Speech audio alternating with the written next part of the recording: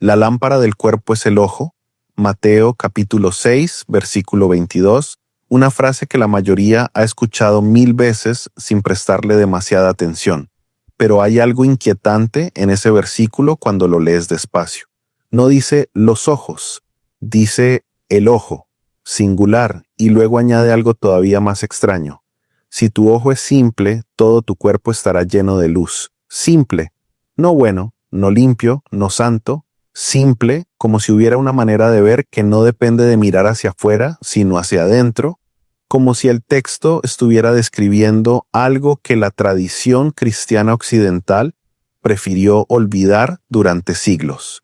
Y aquí es donde la historia se pone realmente interesante, porque resulta que un neurocientífico mexicano llamado Jacobo Greenberg dedicó años de su vida a investigar exactamente eso, una forma de percepción que no necesita los ojos convencionales. Una capacidad que algunas personas desarrollan sin haberlo buscado, y lo que descubrió coincide de manera escalofriante con lo que textos antiguos, tanto cristianos como de otras tradiciones, han estado sugiriendo todo este tiempo.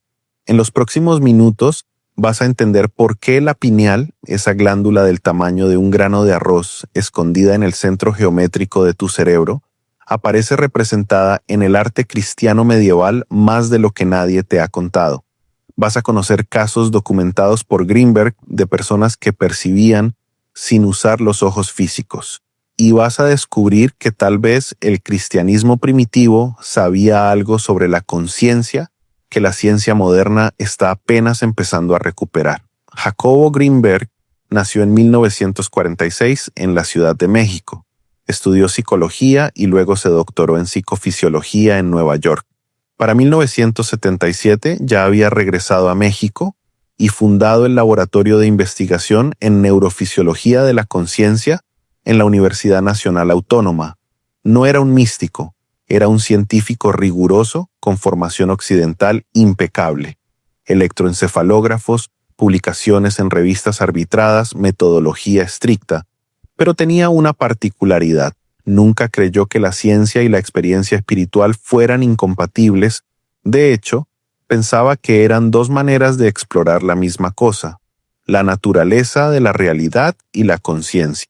Durante los años 70 y 80, mientras investigaba patrones cerebrales, Greenberg empezó a interesarse en un fenómeno que la ciencia convencional rechazaba por completo.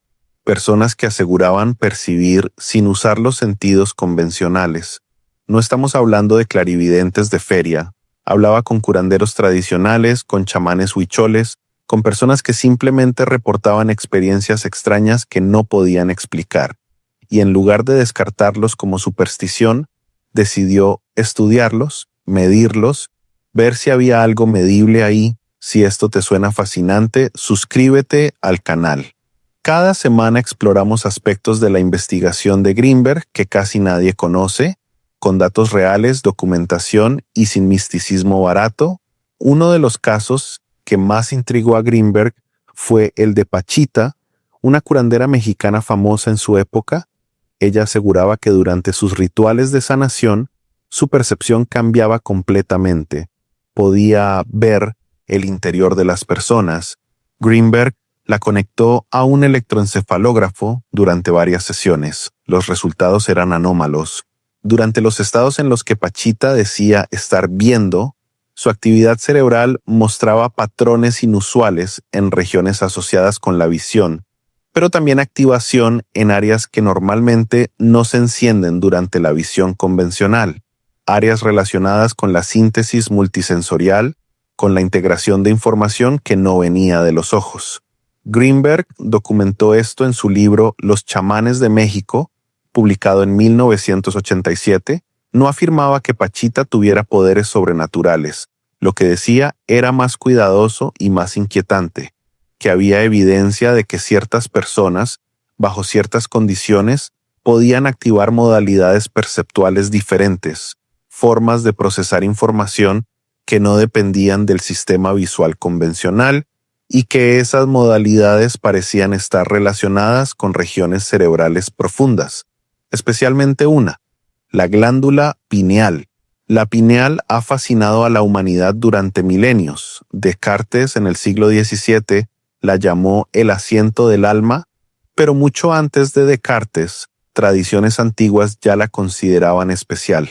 En el hinduismo y el budismo se le asocia con el Ajna Chakra, el llamado tercer ojo, un punto energético ubicado entre las cejas que, según estas tradiciones, permite la percepción sutil, la visión más allá de lo físico. Cuando se activa este centro, dicen los textos orientales, la persona puede percibir dimensiones de la realidad inaccesibles a la conciencia ordinaria. Ahora bien, si mencionas el tercer ojo en un contexto cristiano occidental, muchos se incomodan. Suena New Age, suena oriental, suena incompatible con la fe, pero aquí está el detalle que pocos conocen.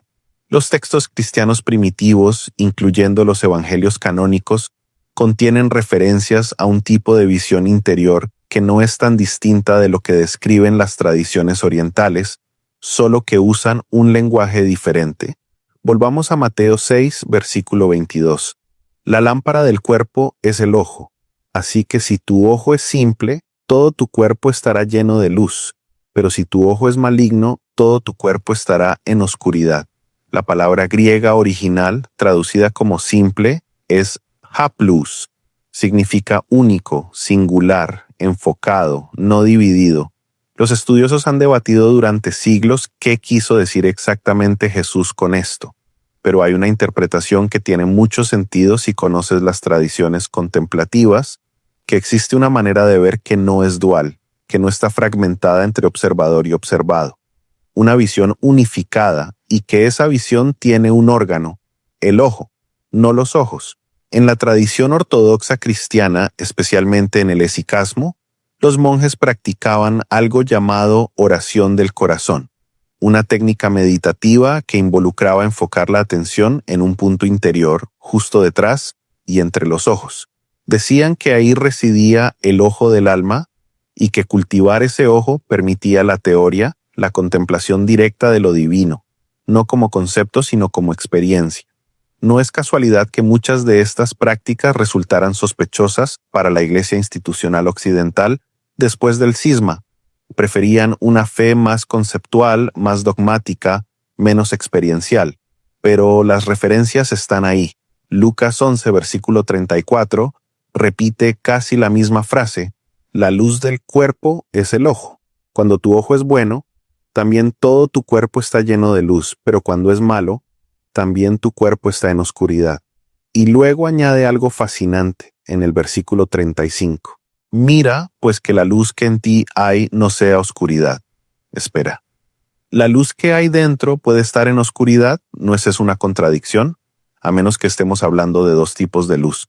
Una externa, que entra por los ojos convencionales, y otra interna, que se enciende o se apaga dependiendo de algo más, del estado de ese ojo singular.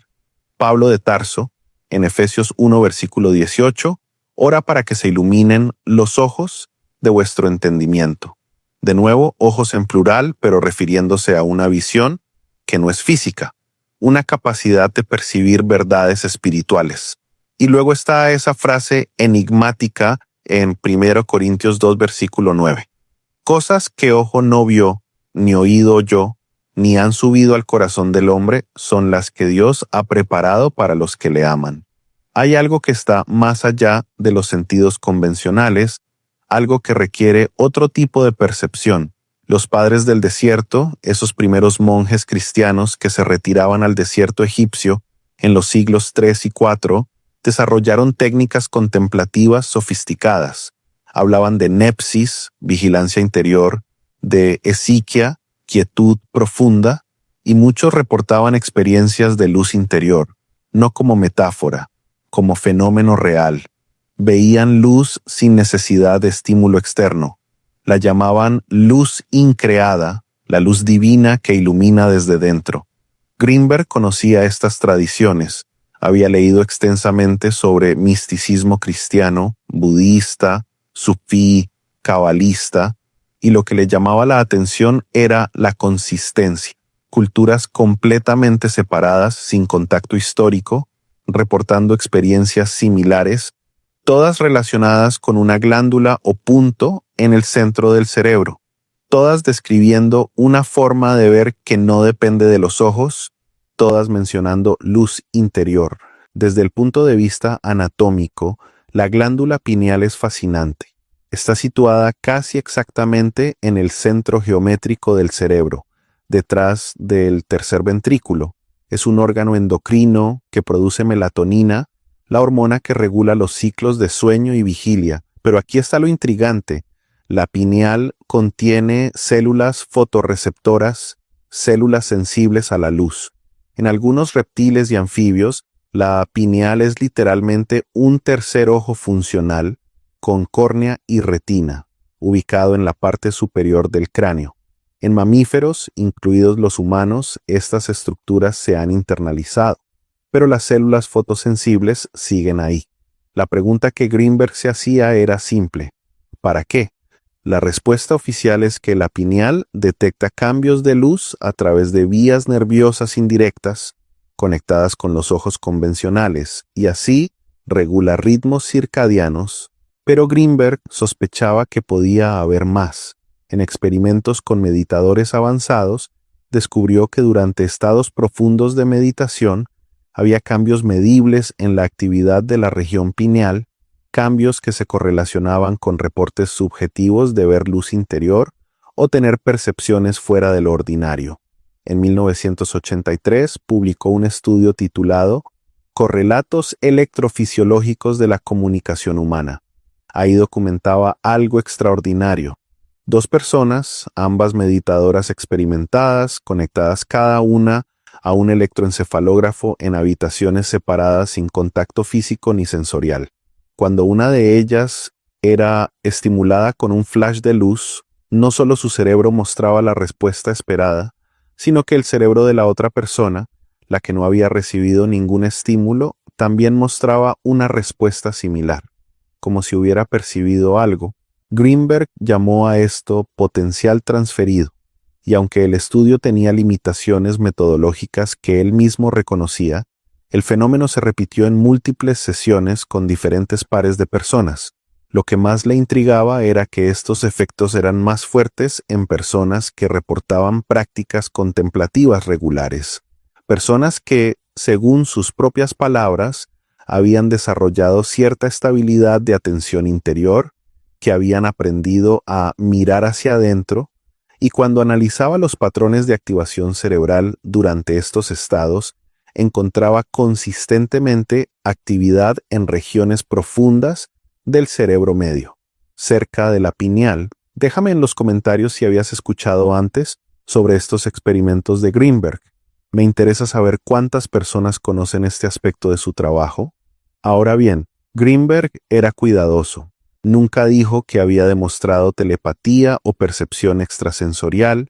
Lo que argumentaba era que la conciencia no estaba confinada al cráneo de la manera que el materialismo científico asumía, que había indicios, todavía no concluyentes pero consistentes, de que la conciencia podía tener propiedades no locales, que bajo ciertas condiciones la información podía ser accesible sin mediación sensorial convencional, y que esto podría estar relacionado con estructuras cerebrales profundas que la ciencia moderna había ignorado porque no encajaban en el paradigma. Aquí es donde su teoría sintérgica entra en juego. Greenberg propuso que la realidad no es algo externo que percibimos pasivamente, sino algo que co-creamos activamente a través de un proceso de organización de información. Llamó a este proceso síntesis y planteó que la glándula pineal podría funcionar como un transductor, convirtiendo patrones de información del campo de conciencia en experiencia subjetiva. En su modelo, la realidad no es solo lo que captan tus sentidos, es lo que tu conciencia organiza y hace coherente. Y hay niveles de esa organización, niveles que la mayoría de las personas nunca accede, porque nunca entrena esa capacidad. Esto suena esotérico, pero Greenberg lo fundamentaba en neurofisiología. Sabemos que el cerebro no es un receptor pasivo de información sensorial, es un predictor activo, Tu cerebro está constantemente generando modelos de lo que espera percibir y luego corrige esos modelos basándose en inputs sensoriales. La percepción es una alucinación controlada, como dicen algunos neurocientíficos contemporáneos. Lo que Greenberg añadía a esto era la pregunta: ¿y si hay personas que pueden acceder a información sin inputs sensoriales convencionales? ¿Y si la conciencia puede sintonizar frecuencias de información que normalmente filtramos? En el arte cristiano medieval, especialmente en el románico y el gótico temprano, hay representaciones curiosas, santos y figuras bíblicas con una especie de marca o símbolo en la frente.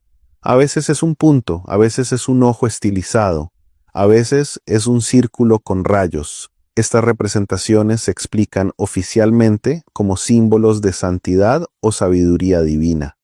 Pero si conoces la ubicación anatómica de la pineal, justo detrás y un poco arriba del entrecejo, la coincidencia es notable. ¿Sabían algo los artistas medievales que luego se perdió?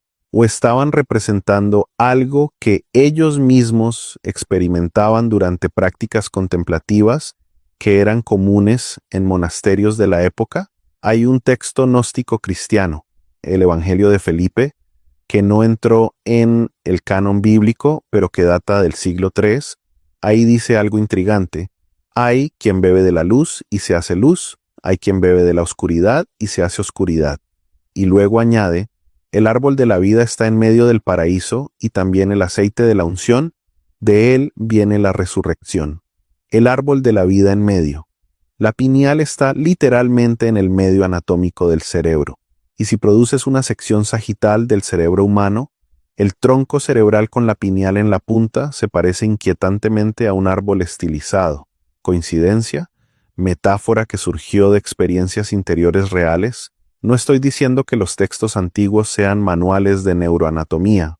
Estoy diciendo que las experiencias que describen podrían tener correlatos anatómicos y fisiológicos reales, y que Greenberg, al investigar esas experiencias desde la ciencia, estaba en realidad reconectando con un conocimiento que muchas tradiciones, incluida la cristiana primitiva, habían explorado de manera empírica, solo que con otro lenguaje. Uno de los experimentos más controvertidos de Greenberg involucraba a Jacobo Greenberg mismo. Sí, se usaba como sujeto. En 1988 pasó varios meses entrenándose en técnicas de meditación intensiva con un maestro budista tibetano. Llevaba un registro detallado de sus experiencias subjetivas y al mismo tiempo se hacía mediciones periódicas de su actividad cerebral. Reportó que después de unas 8 semanas de práctica diaria intensiva, empezó a experimentar lo que describió como destellos de luz interior, no alucinaciones, más bien como si su campo visual normal se llenara ocasionalmente con una luminosidad difusa, especialmente al cerrar los ojos. Y curiosamente, cuando esto ocurría, sus registros electroencefalográficos mostraban actividad rítmica en rangos gamma, 40 Hz o más, sincronizada entre múltiples regiones cerebrales, incluida la región pineal. Las ondas gamma se asocian con estados de conciencia integrada, de atención plena, de procesamiento de alto nivel, pero lo intrigante no era solo que aparecieran, sino que estaban sincronizadas, como si diferentes partes del cerebro se pusieran de acuerdo en un patrón coherente de actividad. Greenberg hipotetizó que esos estados de coherencia cerebral eran exactamente lo que las tradiciones contemplativas llamaban iluminación o despertar, no como concepto religioso, sino como estado neurofisiológico real, un estado en el que el cerebro funciona de manera más integrada y accede a modalidades perceptuales normalmente inactivas. Esto tiene implicaciones enormes. Si Greenberg tenía razón, entonces lo que la tradición cristiana llamaba el ojo simple o la luz interior y lo que las tradiciones orientales llaman el tercer ojo podrían ser descripciones experienciales de estados cerebrales específicos, estados en los que la percepción se expande más allá de los límites sensoriales convencionales, no porque se active algo sobrenatural, sino porque se activan redes neuronales normalmente dormidas. La pregunta que surge inevitablemente es, ¿por qué estas redes están dormidas? ¿Por qué la mayoría de las personas nunca experimenta estos estados? Greenberg tenía una respuesta. La atención. Desde que nacemos, aprendemos a enfocar la atención hacia afuera, a través de los sentidos, hacia el mundo exterior. Ese entrenamiento es tan intenso y constante que nunca desarrollamos la capacidad de enfocar la atención hacia adentro, hacia los procesos internos de la conciencia, y sin ese entrenamiento las estructuras cerebrales que podrían activar esas modalidades perceptuales simplemente no se desarrollan. Como un músculo que nunca se usa. Las prácticas contemplativas, ya sean cristianas, budistas, sufíes o de cualquier otra tradición, son en esencia entrenamientos de la atención. Enseñan a estabilizar la mente, a reducir el ruido mental, a enfocar la atención de manera sostenida en un solo punto, ya sea una oración repetida, una imagen sagrada, la respiración, o simplemente la conciencia misma, y cuando la atención se estabiliza de esa manera, algo cambia en el cerebro. No como metáfora, como proceso medible. Escríbeme en los comentarios si alguna vez has experimentado algo que podrías describir como luz interior durante meditación, oración o cualquier práctica contemplativa. No juzgo, solo me interesa saber qué tan común es realmente esto. Greenberg documentó un caso particularmente fascinante en 1989. Una mujer ciega de nacimiento, sin ojos funcionales, que aseguraba poder sentir objetos en su entorno de una manera que no era táctil. No hablaba de clarividencia ni de poderes especiales, decía simplemente que sabía dónde estaban las cosas. Greenberg la estudió durante meses, la conectó a sensores, le pedía que identificara objetos colocados en su habitación, y ella acertaba con una frecuencia estadísticamente significativa. No siempre, pero más de lo que el azar permitiría. Cuando Greenberg analizó su actividad cerebral, encontró algo sorprendente. Durante las pruebas, su corteza visual, aunque nunca había recibido estímulos visuales normales, mostraba actividad, y esa actividad se correlacionaba con activación en regiones profundas del cerebro medio, cerca de la pineal. ¿Qué explicación tenía para esto? Que la conciencia puede acceder a información espacial sin necesidad de procesamiento visual convencional, que hay canales de percepción que no dependen de los sentidos externos, canales que quizás todos tenemos, pero que solo se activan cuando los sentidos convencionales fallan o cuando se entrena específicamente la atención para acceder a ellos. No estaba diciendo que la mujer tuviera un poder paranormal, estaba diciendo que su cerebro había compensado la ausencia de visión desarrollando otras modalidades perceptuales, y que esas modalidades involucraban estructuras cerebrales que en personas con visión normal permanecen inactivas. Ahora piensa en esto.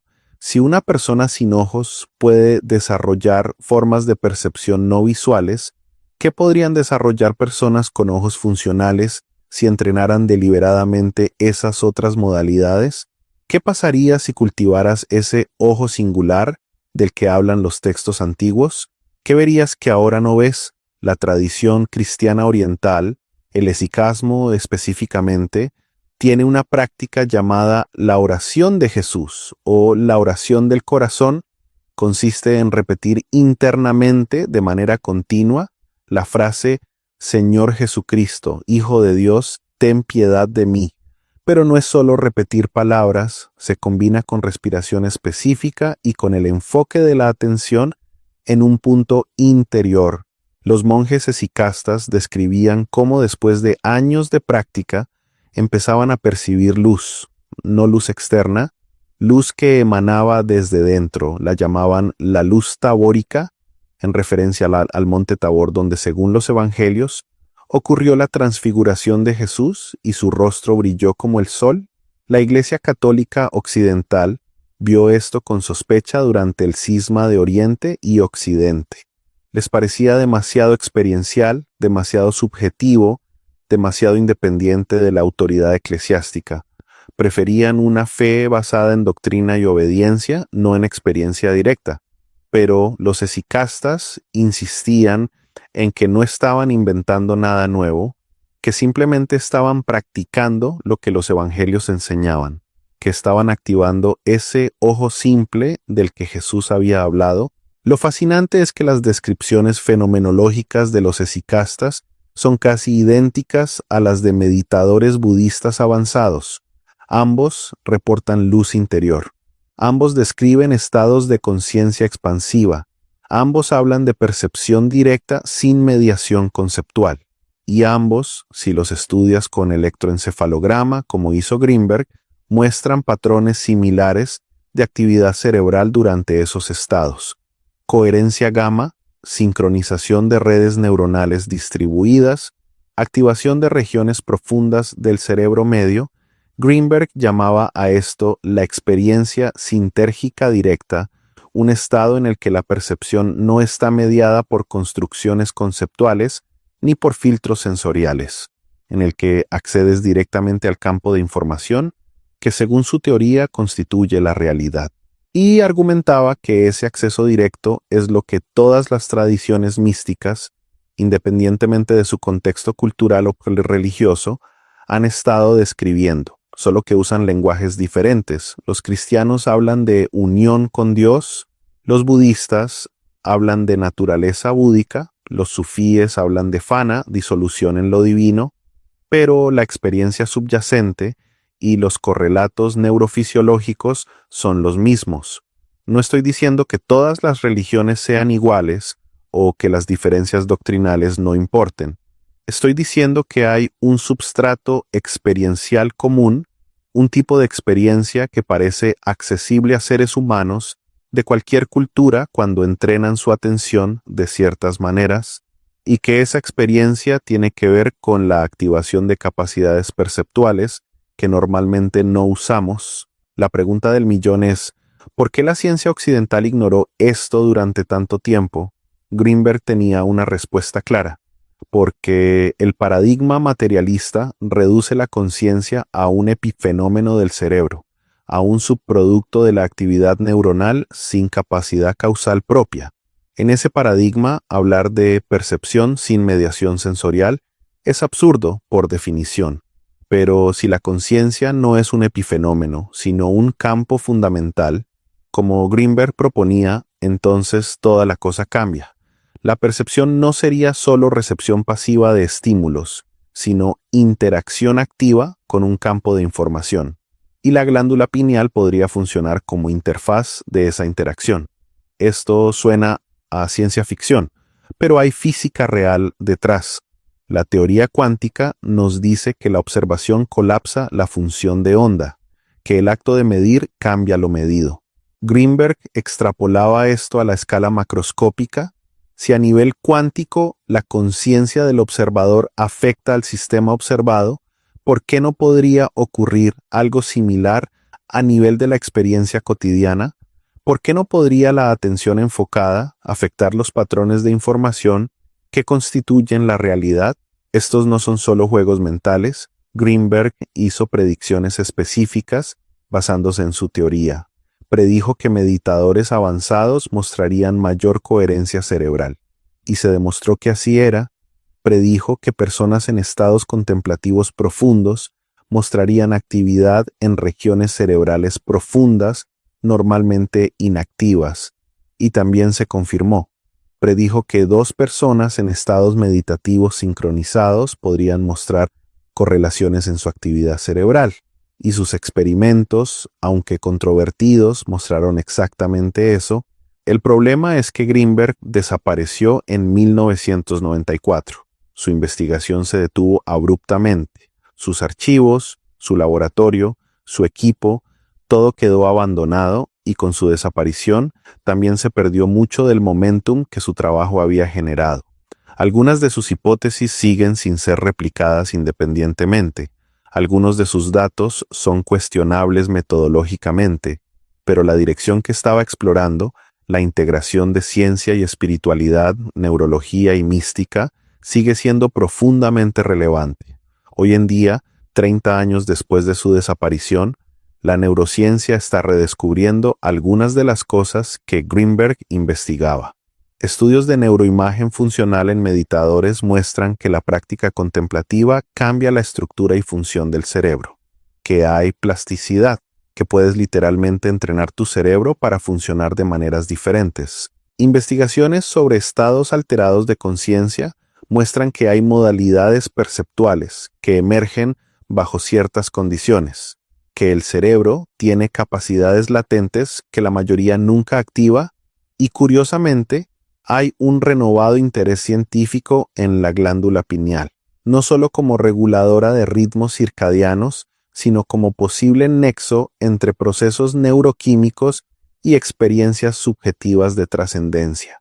Se ha descubierto que la pineal no solo produce melatonina, sino también trazas de dimetiltriptamina, la famosa DMT, una molécula psicodélica endógena que se ha asociado con experiencias místicas intensas. Todavía no está claro si la pineal produce DMT en cantidades significativas in vivo, pero el hecho de que pueda producirla en absoluto es fascinante.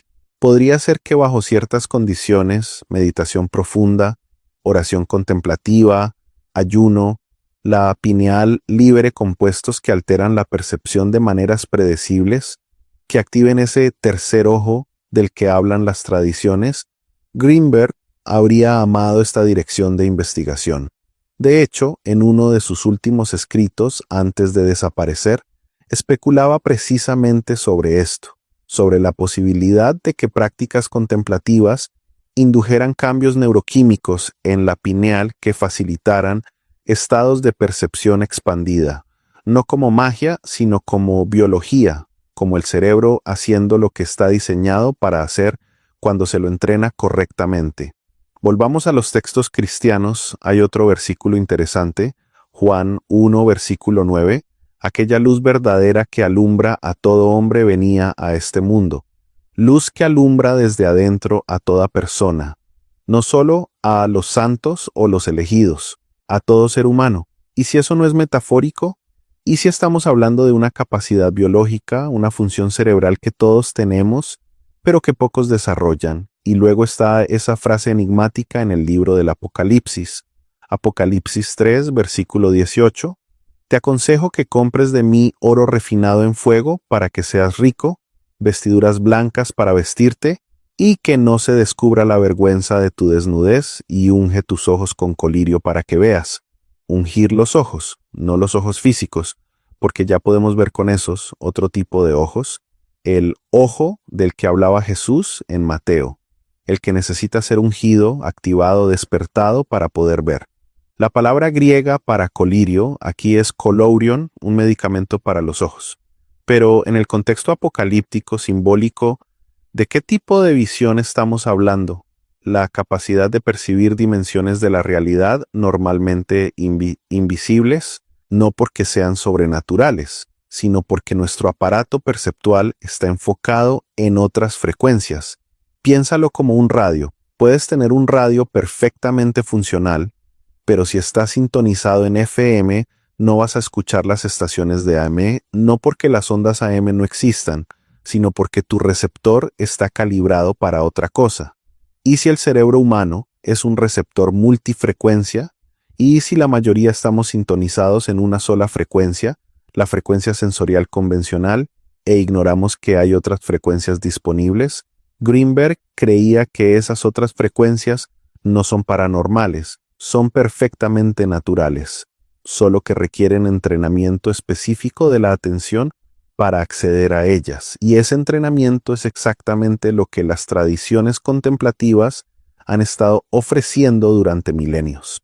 Un manual de instrucciones para sintonizar otras frecuencias de percepción. Hay algo profundamente democratizador en esta idea. Significa que la experiencia mística, la percepción expandida, el tercer ojo, no son prerrogativas de santos o iluminados inalcanzables, son capacidades humanas ordinarias que requieren entrenamiento extraordinario, así como puedes entrenar tu cuerpo para correr un maratón o tocar un instrumento musical, Puedes entrenar tu atención para acceder a modalidades perceptuales expandidas. No es magia, es práctica. Los esicastas cristianos lo sabían.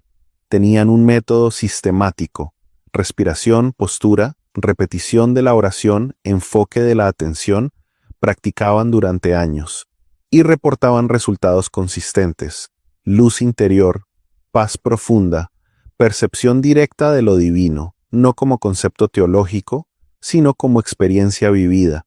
Greenberg estudió esos métodos, comparó la oración esicasta con la meditación vipassana budista, con el dhikr sufí, con técnicas taoístas, y encontró que todos comparten elementos estructurales, todos enfatizan la estabilización de la atención, todos usan algún tipo de ancla, todos buscan reducir el ruido mental, todos reportan estados similares al final del camino, y todos, cuando los estudias con neuroimagen, muestran patrones similares de actividad cerebral.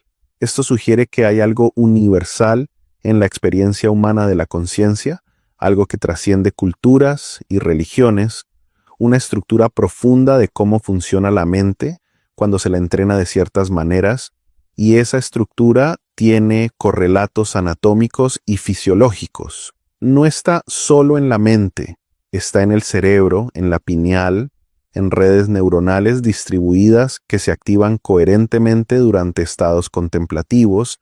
Ahora, alguien podría objetar: si esto es tan universal y tan científico, ¿por qué no se enseña en las escuelas? ¿Por qué no hay programas de entrenamiento de la atención contemplativa como parte de la educación estándar? La respuesta honesta es que choca con el paradigma. El sistema educativo occidental está diseñado para entrenar la atención hacia afuera, hacia el mundo de los objetos, hacia la productividad externa. Entrenar la atención hacia adentro, hacia la conciencia misma, no es útil para la economía. No produce trabajadores eficientes, produce personas contemplativas, cuestionadoras, difíciles de manipular, y eso no es conveniente.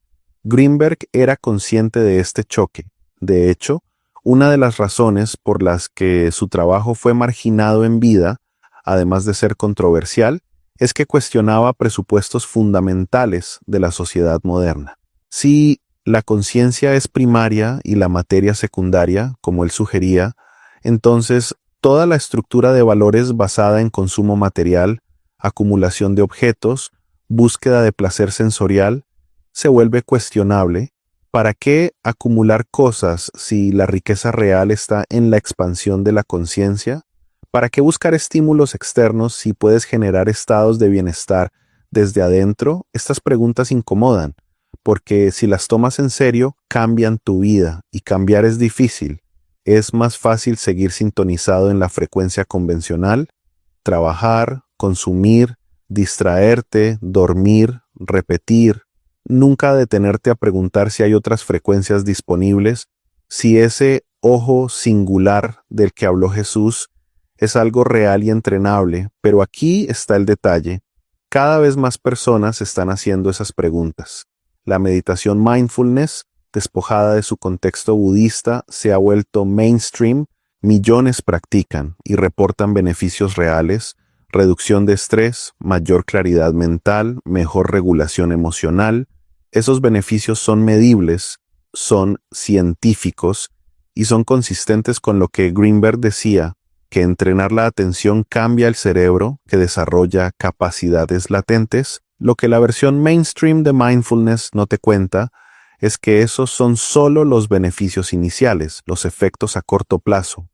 Si continúas, si profundizas, si pasas de 10 minutos al día a retiros de semanas o meses, empiezan a ocurrir cosas más raras, más inquietantes. Empiezas a percibir cosas que antes no percibías, no alucinaciones, sino sutilezas, conexiones, patrones. Y sí, a veces luz que no viene de afuera, luz interior. Los textos cristianos primitivos la llaman luz increada, los budistas la llaman luz clara, los sufíes la llaman nur, luz divina, y neurocientíficamente se correlaciona con estados de alta coherencia gamma en el cerebro. Es un fenómeno real. No sobrenatural, neurobiológico, pero real. Greenberg desapareció antes de poder completar su investigación, antes de poder desarrollar una teoría completamente integrada que uniera neurología, física cuántica y experiencia mística en un marco coherente. Dejó pistas, dejó datos, dejó preguntas fascinantes, pero no dejó respuestas definitivas. Y tal vez eso es apropiado, porque las preguntas sobre la conciencia, sobre la percepción, sobre qué significa realmente ver, no tienen respuestas fáciles, son preguntas que cada persona tiene que explorar por sí misma, no intelectualmente, experiencialmente, no leyendo sobre el tercer ojo, sino intentando activarlo, no teorizando sobre la luz interior, sino meditando hasta que tal vez, solo tal vez, la veas. Los textos cristianos, los orientales, los trabajos de Greenberg, todos apuntan en la misma dirección. Hay más en la percepción humana de lo que el paradigma materialista permite. Hay capacidades latentes, hay un ojo que puede abrirse, hay luz que puede verse, no en sentido místico etéreo, sino en sentido neurobiológico concreto. Y aquí está la implicación final. Si esto es cierto, entonces cada uno de nosotros camina por la vida con capacidades perceptuales sin desarrollar. Como alguien que tiene un instrumento musical en casa, pero nunca aprendió a tocarlo, el instrumento está ahí, la glándula pineal está ahí, las redes neuronales están ahí, pero nunca las entrenamos, nunca aprendimos a sintonizar otras frecuencias, nunca activamos ese ojo singular del que habló Jesús. ¿Qué verías si lo hicieras? No lo sé. Greenberg no lo sabía con certeza, pero tenía pistas, testimonios de curanderos, meditadores, contemplativos de diversas tradiciones, todos reportando experiencias consistentes, percepción expandida, luz interior, conexión directa con algo más grande que el yo ordinario. Tal vez la pregunta no es si el tercer ojo existe, la pregunta es si estás dispuesto a entrenar tu atención el tiempo suficiente para averiguarlo por ti mismo, porque nadie puede demostrártelo desde afuera. Es algo que solo se valida desde dentro, desde la experiencia directa, desde ese lugar que los textos antiguos llaman el corazón, el centro, el ojo del alma. Greenberg dedicó su vida a investigar esto, a tender puentes entre ciencia y espiritualidad, a tomar en serio tanto los datos neurofisiológicos como los reportes experienciales de personas en estados alterados de conciencia. Su trabajo fue controvertido, a veces descuidado metodológicamente, a veces demasiado especulativo, pero siempre valiente, siempre dispuesto a mirar donde otros no querían mirar, y al final desapareció, en 1994, sin dejar rastro, como si se hubiera disuelto en el mismo campo de conciencia que investigaba. Suena poético, pero probablemente no es lo que pasó. Probablemente hay una explicación mucho más mundana y trágica, pero la sincronía es inquietante. Un hombre que dedicó su vida a estudiar cómo la conciencia puede trascender los límites del cuerpo, que desaparece sin cuerpo, sin explicación, sin cierre. Su legado permanece en sus libros, en sus papers, en los estudiantes que formó, en las preguntas que planteó y en la inquietud que deja en quienes se encuentran con su trabajo. La inquietud de saber que tal vez, solo tal vez, hay más en ti de lo que crees, que ese ojo del que hablan los evangelios no es metáfora, que la glándula pineal no es solo un regulador de melatonina, que la luz interior no es imaginación, que puedes verla si te atreves a mirar